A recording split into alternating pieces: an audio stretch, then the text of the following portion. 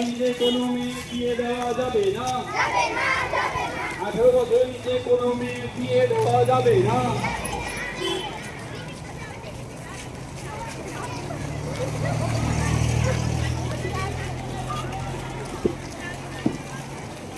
সকল জনগণের উদ্দেশ্যে আরো একবার জানাচ্ছি যে খুলনা উত্তরদিয়া উচ্চ বিদ্যালয়ের পক্ষ থেকে আজকে আমাদের কর্মসূচি নেওয়া হয়েছে। লাইনের মধ্যে কেউ ফাজলামো করবে না।